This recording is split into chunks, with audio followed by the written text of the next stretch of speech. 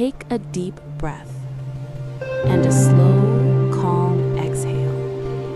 Imagine you are at sea, night, almost complete calm.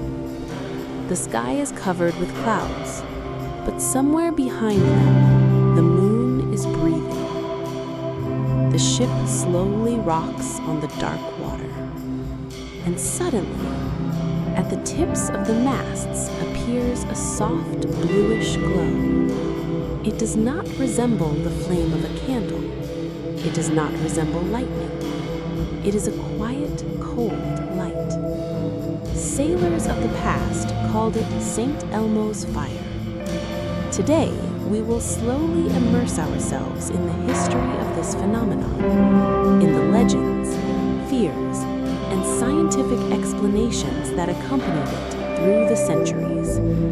Unhurried, calm, as if listening to the splash of water against the hull. The first mentions of these lights are found in antiquity. Greek and Roman sailors spoke of strange tongues of flame appearing on the tips of spears, on soldiers' helmets, on the yards of ships before a storm. Sometimes they saw one, sometimes two at once, and that mattered. One light was considered a warning, two, a blessing. It was thought to be a sign from the heavens. In the Middle Ages, the phenomenon was linked to Saint Erasmus of Formia, the patron saint of sailors. Over time, the name Erasmus transformed into Elmo, and thus the name was born, St. Elmo's fire. When during a storm, a blue glow flared on the masts, the crew could stop panicking. It was considered a sign that the saint was protecting the ship. And imagine this picture: black waves, thunderous wind, sails tearing, wood creaking, and suddenly, at the highest point of the ship, a soft, almost gentle glow ignites, as if someone lit a lamp in the very center of chaos. It gave hope, but there were other stories. Some captains claimed that the lights appeared before the most destructive storms, that it was not protection, but a warning. And then the light began to be perceived differently, not as a blessing, but as a sign that the elements were about to strike with full force. From a psychological point of view, this is interesting. Humans tend to assign meaning to rare and unusual phenomena, especially when they occur in conditions of danger. At sea, fear multiplies. Darkness, depth, the unknown, and any unusual phenomenon becomes a symbol. But what is it, really? To understand this, we must slowly move to the 18th, 19th centuries, when scientists began to systematically study atmospheric electricity. St. Elmo's fire is a form of corona discharge. Simply put, electricity in the air. Before a thunderstorm, the atmosphere becomes saturated with electric charges. If there is a sharp object on the surface, a mast, a spire, an antenna, even fingertips, the electric field concentrates there, and the air begins to ionize. It begins to glow. This is not flame. This is not burning. This is plasma glow. Bluish, sometimes violet, sometimes almost white, without heat, without smoke, without the smell of burning, only a quiet electric whisper. Interestingly, St. Elmo's fire was observed not only by sailors. Pilots of World War II reported that during storm clouds, such a glow appeared on the tips of airplane wings. Sometimes it enveloped the cockpit glass. Sometimes it streamed along the metal fuselage. Imagine a pilot flying at night through clouds and seeing the aircraft seemingly covered in blue fire. It made a strong impression, even on those who process. Mountaineers also encountered this phenomenon. On mountain peaks, where the air is thin and storm fronts pass close, you can hear a faint crackling and then see glowing tips of ice axes or even your own hair, which begins to slightly glow in the dark. This is a sign. You must descend immediately because the probability of a lightning strike becomes high. And here we see how the ancient omen turns into a practical warning. But let us return to the sea. Night, a ship, the dark surface of the water. The crew is tired. Someone prays. Someone silently stares into the darkness. And suddenly, lights ignite on the masts. Not bright, not frightening, rather soothing. Maybe that is why people for centuries perceived it as protection, because at the most tense moment, it looks calm. It does not shout. It does not thunder. It simply glows quietly. And in this, there is something almost meditative. Modern science has fully explained the mechanism of the phenomenon, but the sense of mystery has not disappeared. Because human perception is not reduced just to formulas. There is experience, there is emotion, there is context. When you see a blue glow in absolute darkness, amidst the elements, it inevitably seems like something greater than just an electrical discharge. Take another calm breath. Imagine you are standing on the deck. The storm begins to subside. The wind grows softer, and the lights gradually fade. Not extinguished abruptly, but as if dissolving into the air. The sky slowly brightens. Somewhere on the horizon appears a faint line of dawn. The ship remains intact, and in the crew's memory, this blue light will live on for many times, as a sign, as a legend, as a story that will be retold in ports for many years to come. This is only the beginning of our investigation. In the next block, we will delve into the strangest documented cases where St. Elmo's fire appeared in completely unexpected conditions. But for now, simply imagine the quiet sea and the gentle blue glow against the backdrop of the receding night. Because St. Elmo's fire is not only legend, it is also documentation. Magellan, 1520. During the circumnavigation voyage, Ferdinand Magellan's expedition encountered a violent storm off the coast of South America. In the chronicles of Antonio Picafetta, a member of the expedition, there is a record that during the thunderstorm, on the masts of the ships, a holy light appeared. The crew perceived it as protection. This is eyewitness testimony, not a legend written down centuries later, but a real observation. Christopher Columbus also mentioned a strange light in his journals during the storm. His entries were brief and businesslike, but the very fact that the phenomenon is recorded suggests that it was noticeable and recurring. In the 18th century, Benjamin Franklin begins studying atmospheric electricity. His experiments showed that during a thunderstorm, the atmosphere becomes saturated with electric charges. If there is a pointed object, a mast, a spire, an antenna, a corona discharge may appear on it. Quiet, glowing, bluish, exactly what sailors had seen for centuries. The 19th century, the voyage of HMS Beagle. During the expedition, the crew observed glowing discharges on the masts and rigging. Charles Darwin mentioned atmospheric electrical phenomena in his notes.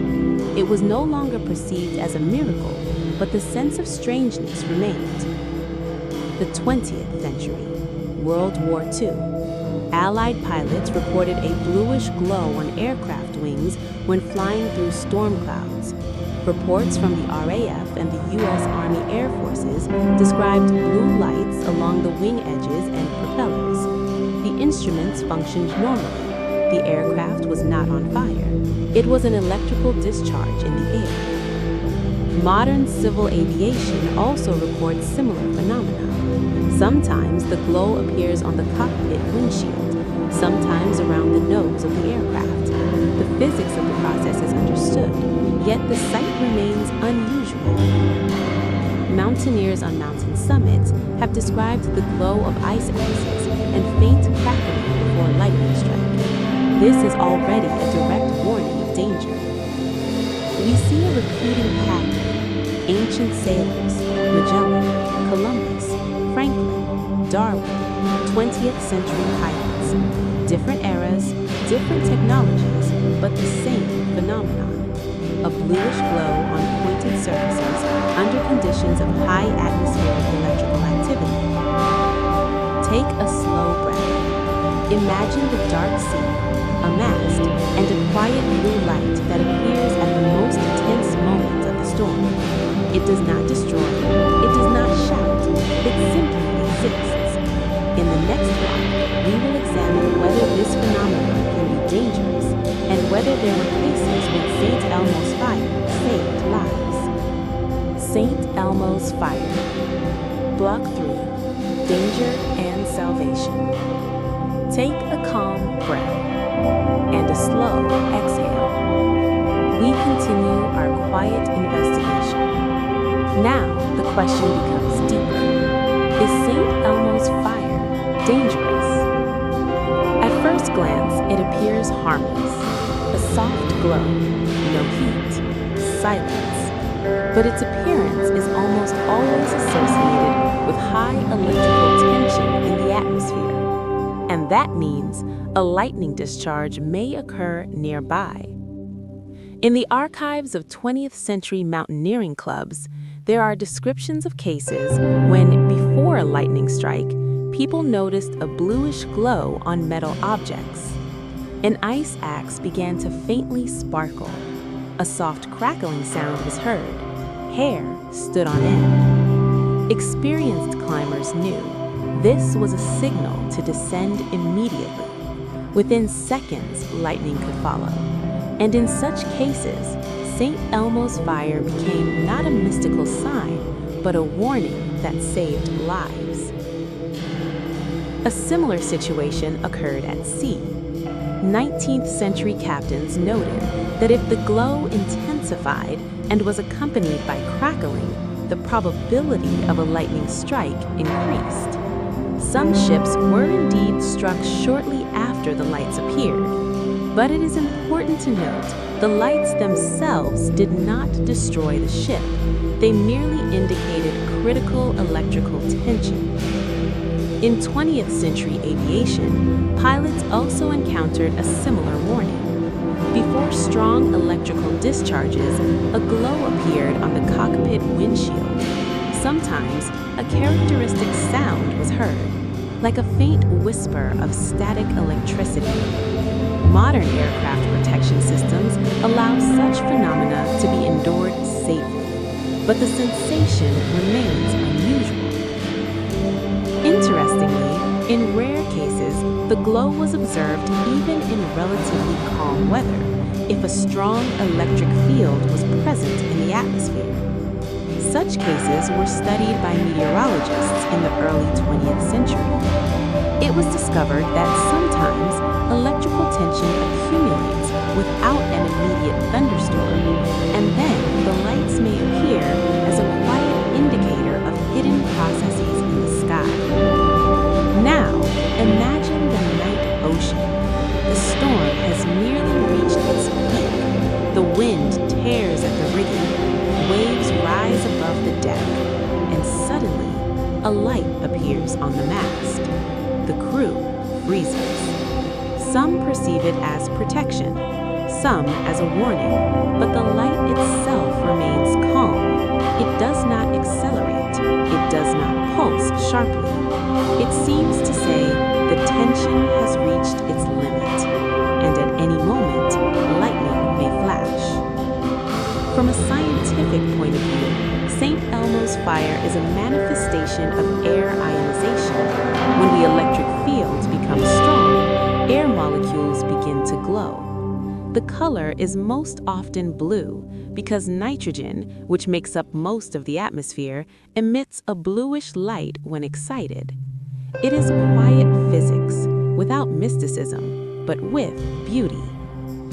And yet, despite a complete explanation, human perception remains the same. Light in darkness is always perceived as a sign, especially if it appears at a moment of danger. And perhaps that is why St. Elmo's fire has been accompanied by legends for centuries. Take one more calm breath. Imagine the storm beginning to retreat. The electric field weakens. The glow becomes fainter. The mast is dark again. The sea gradually calms. The waves become more even.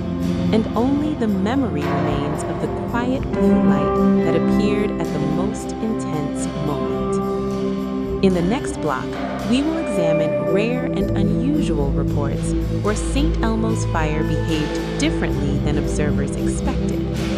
And for now, simply imagine a calm horizon and a distant, already safe sky.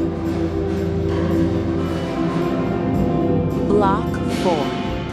St. Elmo's Fire. Night narration, original English. Sometimes the sea does not want to sleep. It lies still. It breathes slowly. But somewhere beneath the surface, it remains awake. And the night knows this. That is why, on certain evenings, when the air grows heavy and warm, when the horizon dissolves into darkness, something unusual begins to appear. Not suddenly, not brightly, very slowly, as if the darkness itself is remembering something old. Sailors have seen it for centuries, long before maps were accurate, long before engines replaced sails. They noticed a soft glow, a pale light, hovering above the ship, at the tips of masts, along the edges of ropes, sometimes on the metal of the compass. It did not flicker like fire. It did not move like lightning. It simply stayed, quiet, calm, patient. They called it St. Elmo's fire. At first, many were afraid. Light was never random at sea. Light always meant something. A storm, a warning, or a message. But this light did not behave like danger. It did not roar. It did not crack. It did not burn. It rested, as if placed gently by invisible hands. Some sailors whispered prayers when they saw it. Others watched in silence.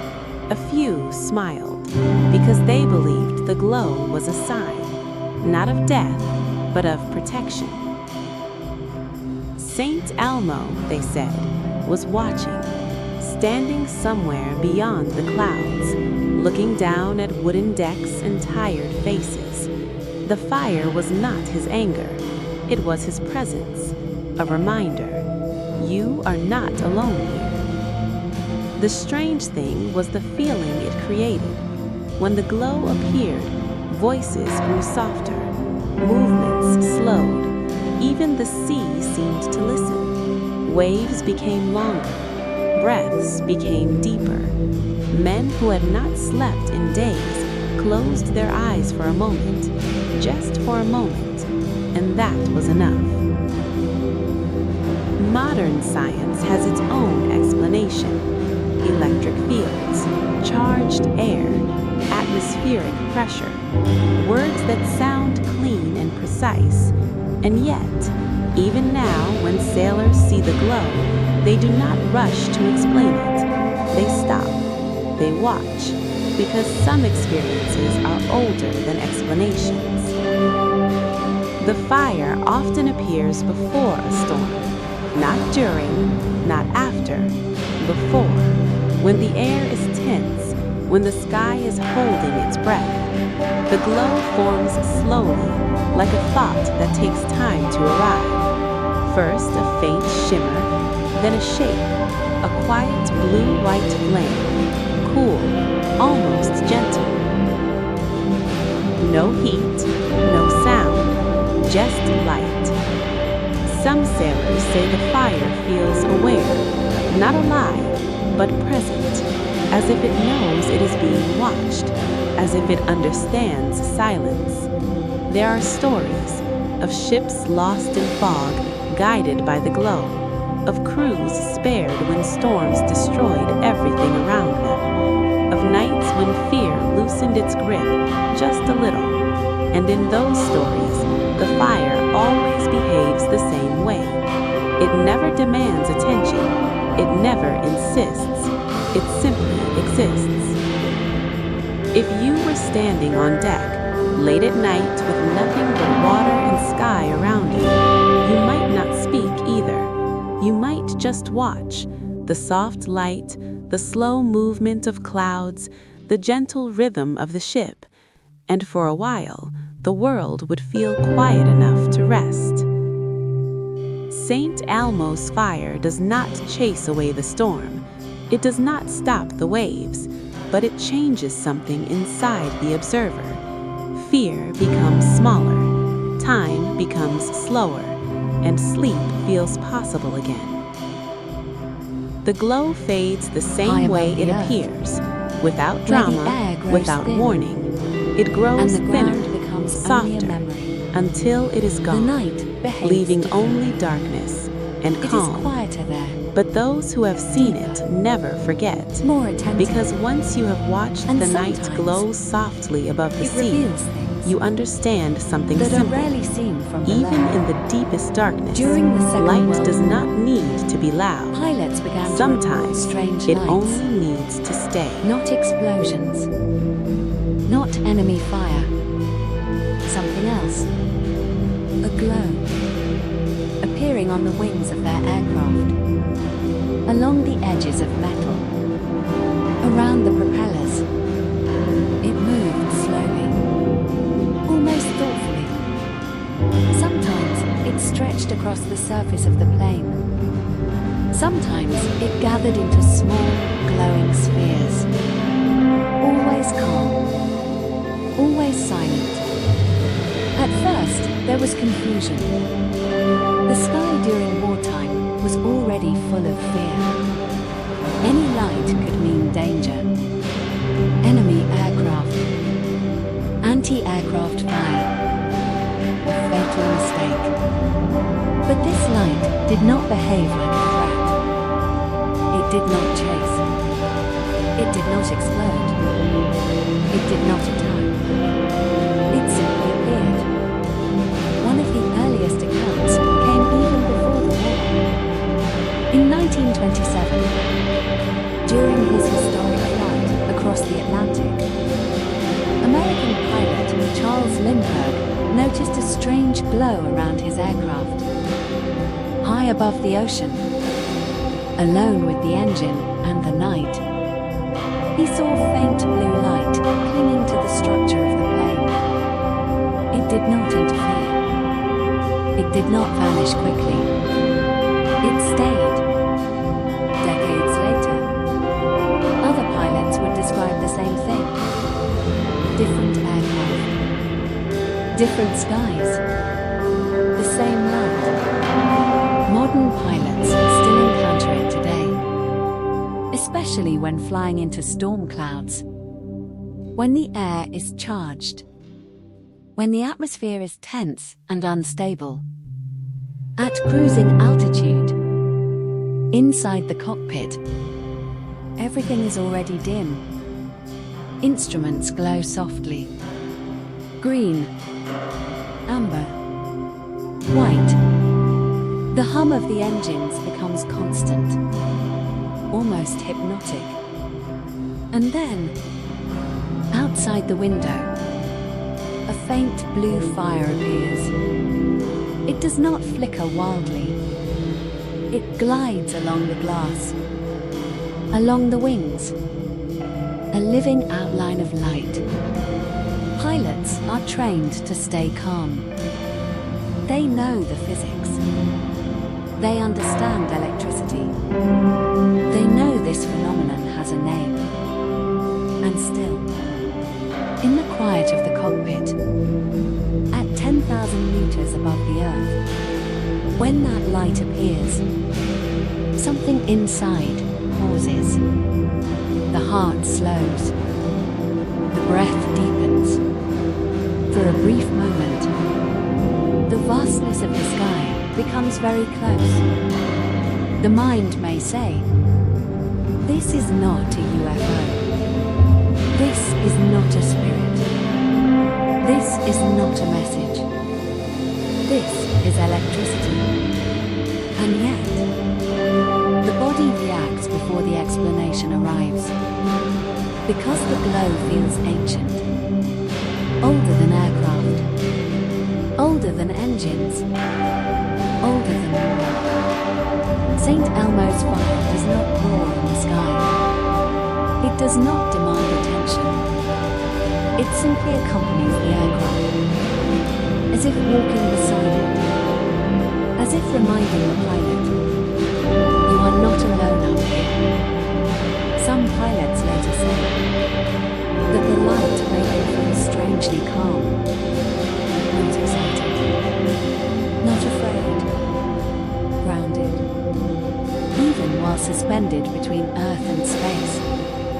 Others say they felt watched, not judged, just noticed, as if the sky itself was aware of their presence.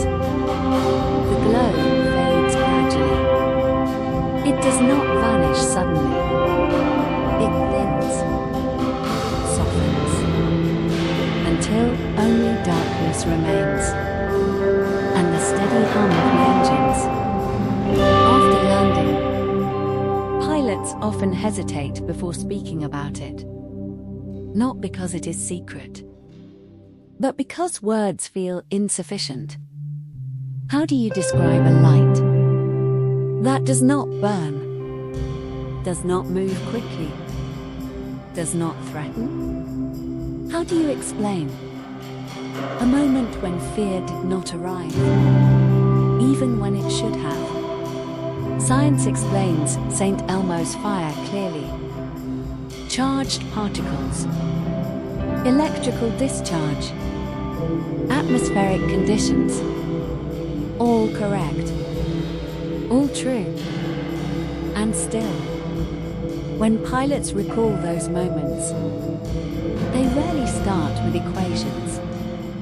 They start with silence, with the feeling of floating, with the quiet glow, with the sense that, for a short time, the sky was breathing light, high above the clouds, where night stretches endlessly, and sleep is difficult.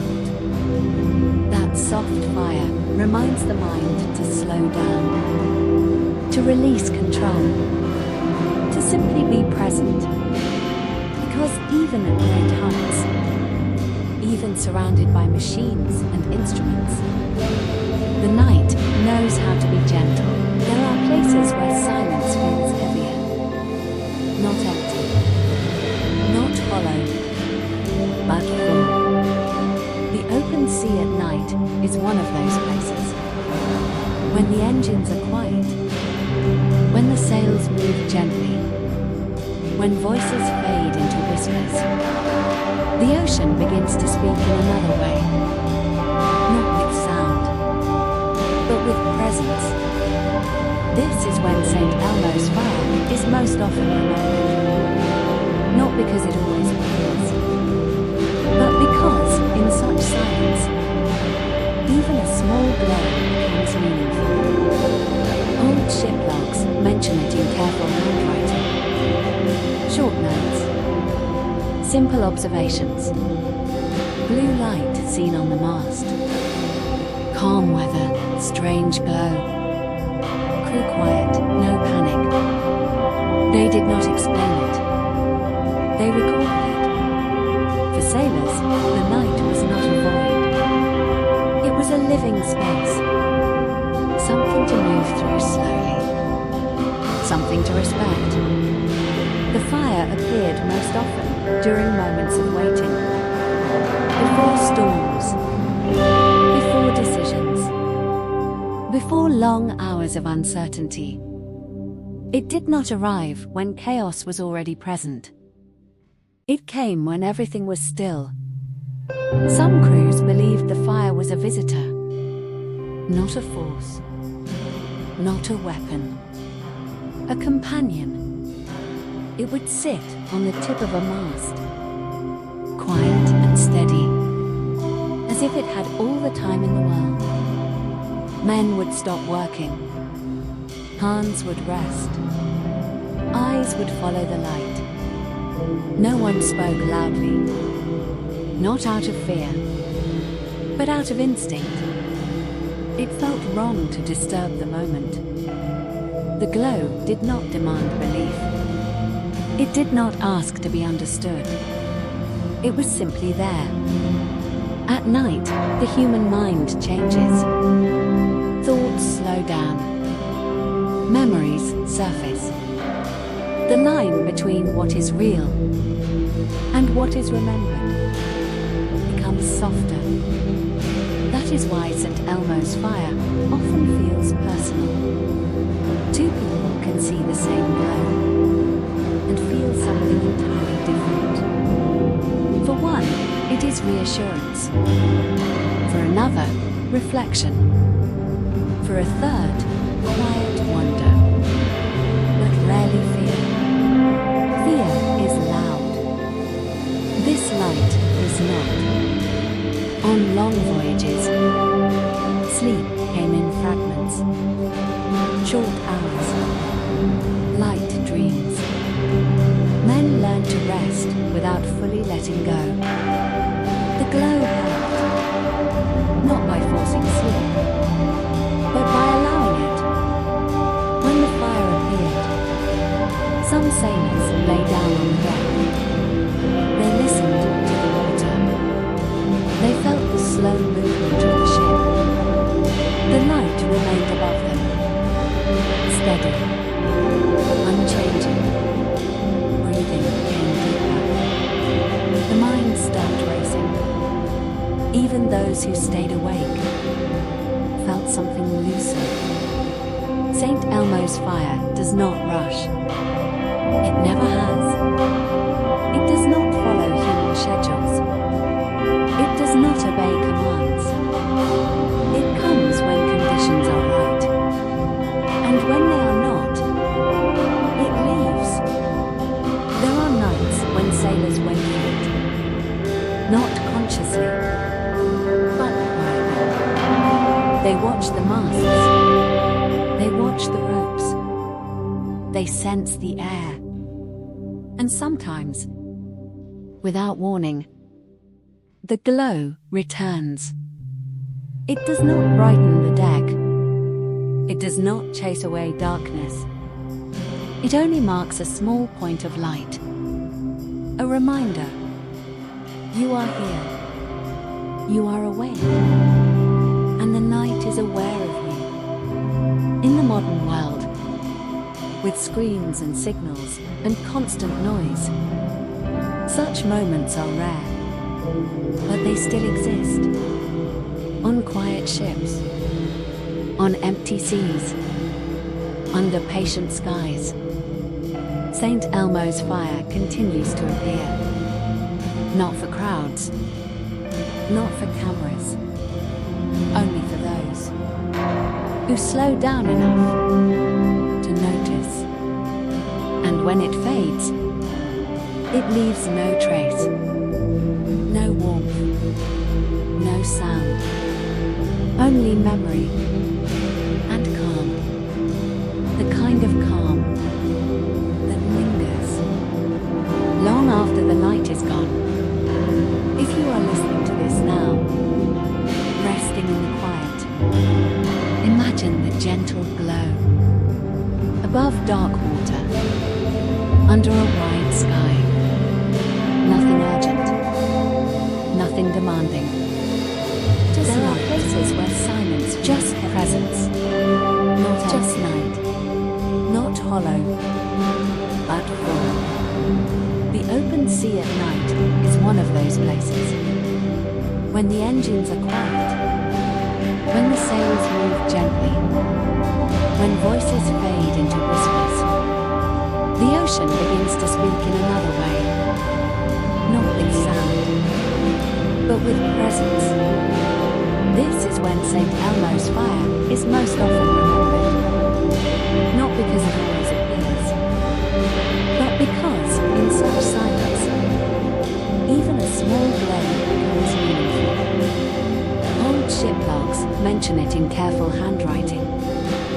Short notes. Simple observations. Blue light seen on the mast.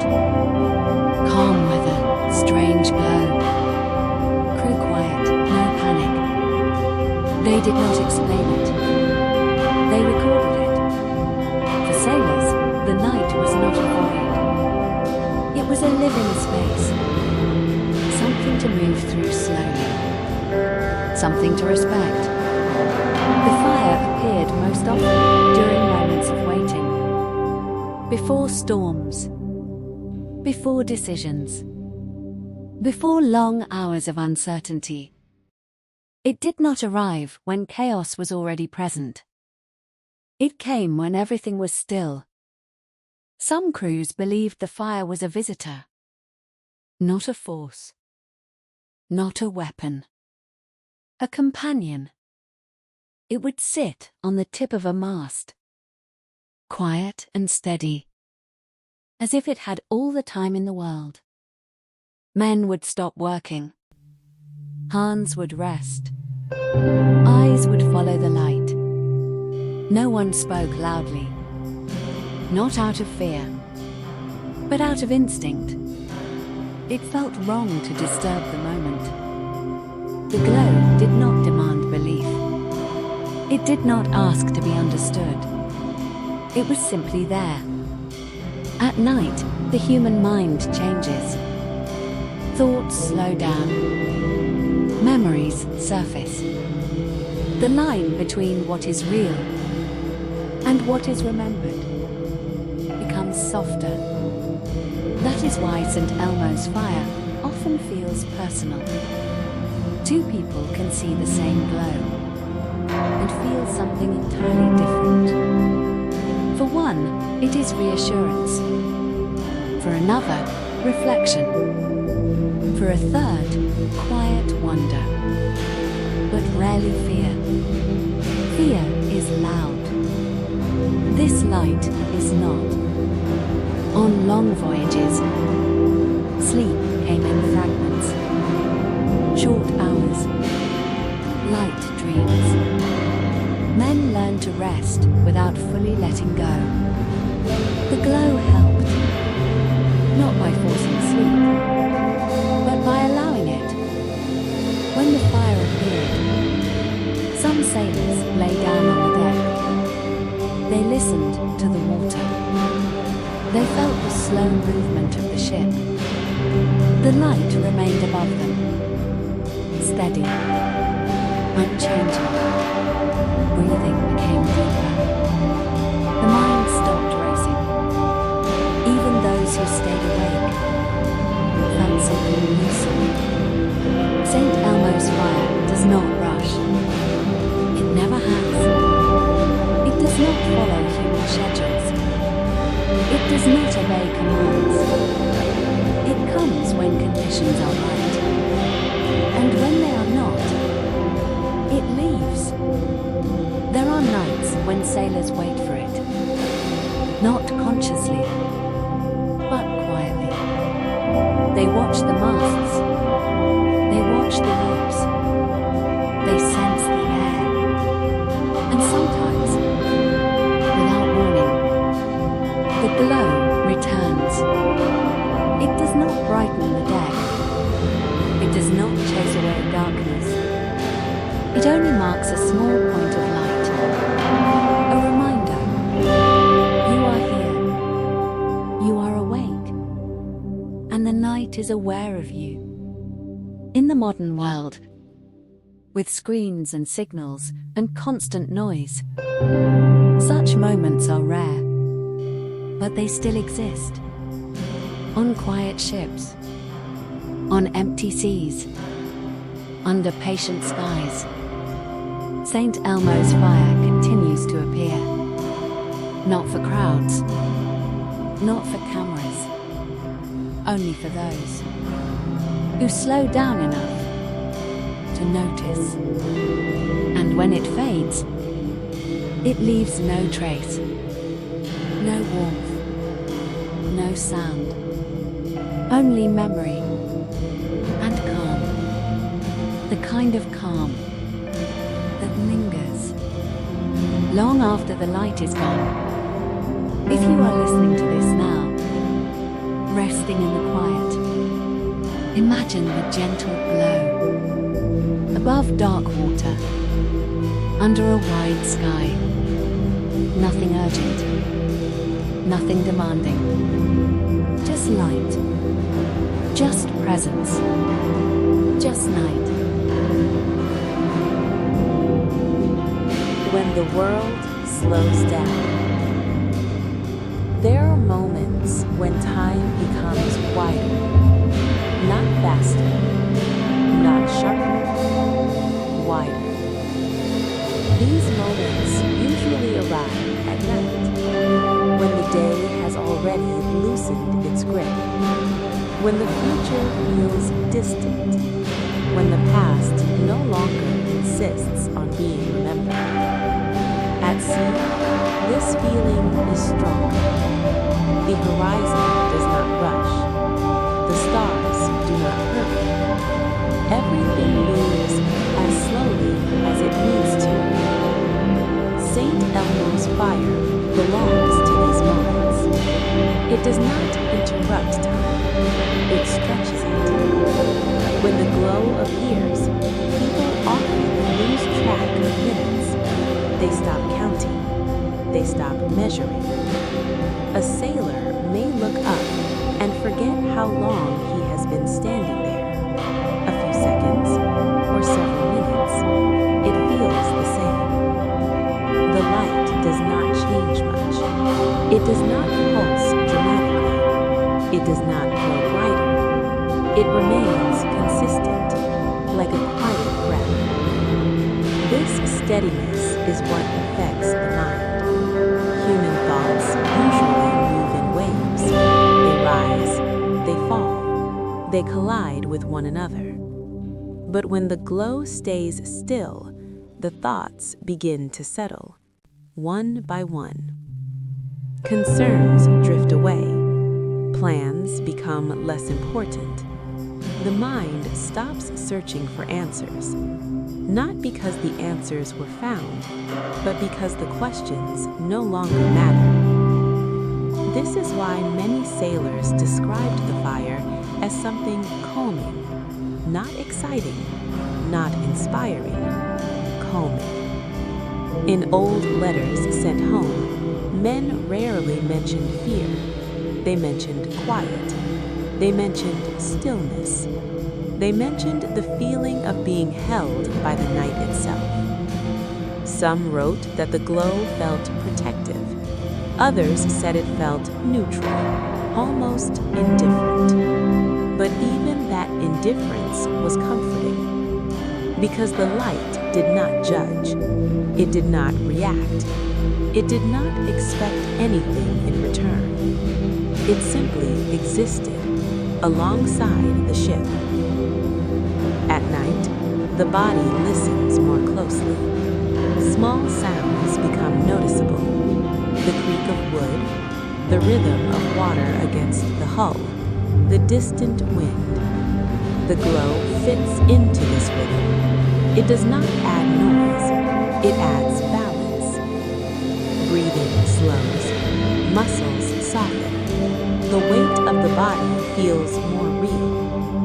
Sleep does not arrive suddenly. It approaches gradually, like a tide. Some sailors would sit with their backs against the mast, eyes half closed, not fully asleep, not fully awake. The glow remained above them, a quiet point of focus, something to rest the eyes on. This kind of rest is rare. It does not demand surrender. It allows choice. You can close your eyes or keep them open. The night accepts both. Saint Elmo's fire does not promise safety. It does not guarantee calm seas. What it offers is simpler, a pause. In a world that constantly moves forward, a pause is powerful. The glow reminds the mind that it is allowed to stop, just for now. Even after the light fades, the pause remains. Thoughts do not rush back immediately. They return slowly, carefully, as if they too learned something from the quiet. This is why the memory stays, long after the night has passed, long after the ship reaches land. People forget storms, they forget fear, but they remember stillness. They remember the soft light, the slow breath of the sea, the feeling that nothing needed to be done. If you are listening now, let your thoughts slow. There is no need to follow them. Let them pass. Imagine the glow above dark water, steady, unmoving, patient. Time does not ask anything of you. The night does not hurry you. You can rest here, just as the sailors did, between Elmo's wakefulness fire, and sleep, Block 8. between motion When the light and stillness. becomes memory, Nothing else is night required. narration, very slow, closing movement. Eventually, every night reaches a point where nothing more needs to happen. Not because everything is finished, but because everything is enough. The sea understands this moment well. It does not rush toward morning. It simply continues to breathe, slowly, evenly. Saint Elmo's fire belongs to this final quiet. It does not announce its departure. It does not say goodbye. It fades the way a thought fades when sleep begins to take over. At first, you are not sure it is disappearing. The glow seems the same, steady, calm. Then you notice that it feels farther away. Not dimmer, just farther. The eyes adjust, the night grows deeper, and suddenly the light is no longer there. No moment of loss, no emptiness. Only darkness that feels softer than before. Sailors often said that the fire left behind a feeling, not excitement, not wonder, but reassurance. As if the night had quietly said, "You have seen enough, you can rest now." After the glow vanished, no one heard, no one filled the silence with words. The ship continued its slow movement. Water slid past the hull. Stars remained where they were. Everything stayed in place. Sleep came more easily then. Not deep at first, light, gentle. Dreams drifted in without sharp edges. Images appeared and dissolved. The body sank into rest without resistance. Even those who stayed awake felt the difference. Thoughts were quieter. The future felt distant. The past no longer pulled. Saint Elmo's fire had done nothing and yet changed something. That is often how the most important things work. They do not act, they allow. The memory of the glow does not remain as an image, not clearly. It remains as a sensation, a softness, a slowing. Years later, people may struggle to describe it. They search for words: blue, white, electric. But the words never quite fit. What they remember most is the feeling of time opening, of the night becoming kind. Even far from the sea, even far from ships and storms, that feeling can return. In moments of quiet, in pauses between thoughts, in the space just before sleep.